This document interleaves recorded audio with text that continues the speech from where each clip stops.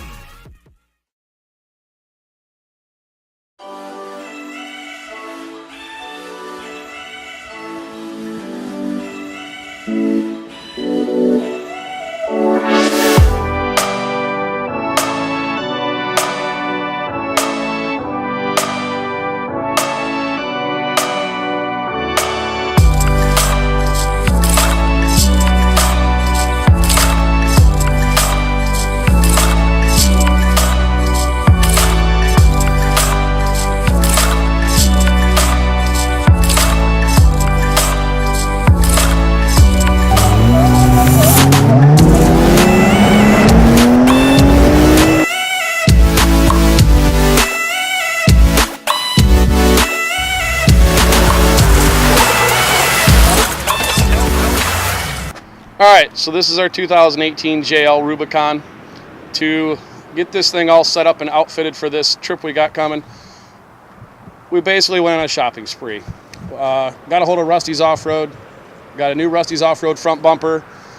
We got 2 different sets of rough country cube lights, worn VR 10S winch, and safety is always a factor, so we got the synthetic winch rope and the Factor 55 Pro Link.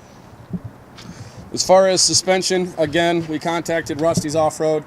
They sent us their 3 3/4 inch advanced kit. It's got all the upper and lower control arms, sway bar disconnects, front rear track bars, RCV axles.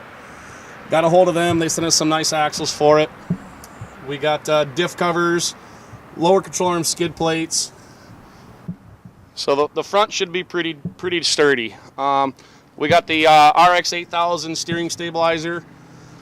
We got the front axle disconnect skid plate put on here. We will have Synergy suspension steering in another week.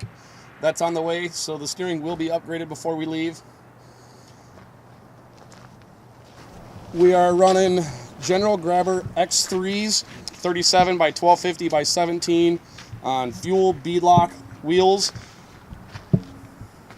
That way we can air down on the trails and get the maximum performance out of these tires. All of the control arms are Rusty's Offroad. They're adjustable, so we can really dial the suspension in.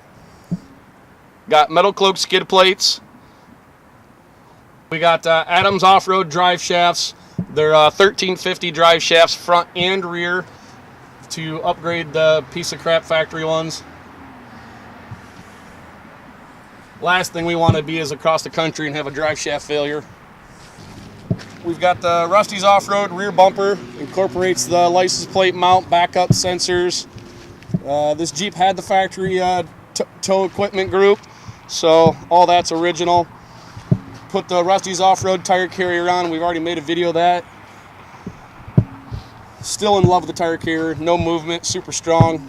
We added in the rear, we added the Rusty's Offroad rear axle truss. We got his rear diff cover as well. Also running his RX 800 shocks on all 4 corners.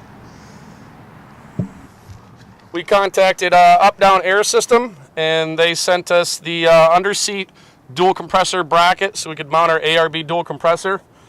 We're also running the complete Up Down Air system for our tires. That way we can air the tires all up and down at the same time really quickly and efficiently time-wise. One of the biggest annoyances on these JLs is there's no interior lights in the front.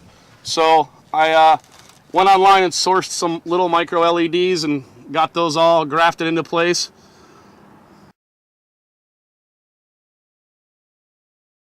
So here's the heart of the up-down air system. You got your air system. We also added the ARB air chuck so we could run other air equipment if we wanted. This deflates your tires. You close that, you use the regulator to set your pressures for your tires so you can air them up. Not sure if it's super required or not, but we added the, it's an oil breather catch can.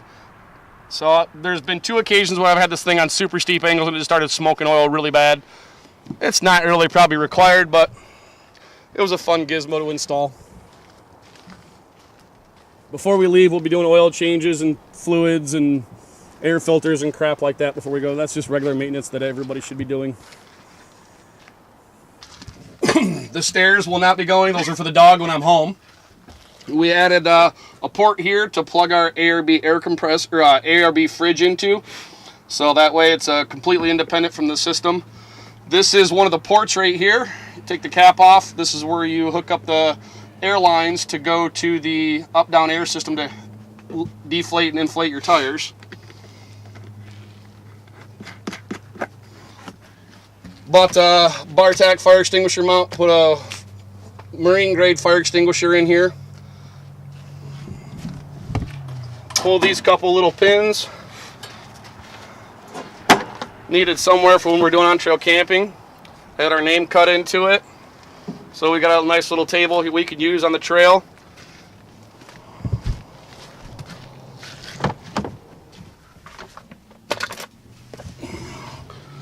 Another big problem is when you're on the trail, there's no light.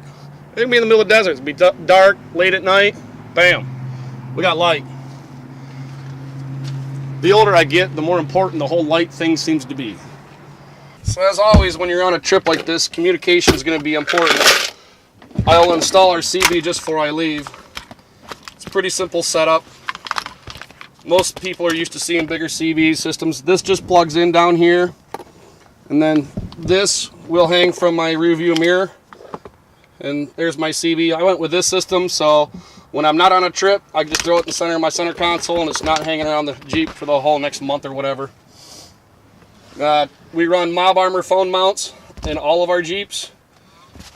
Takes a little magnet, goes right in the back of your phone. Slap it up there, done.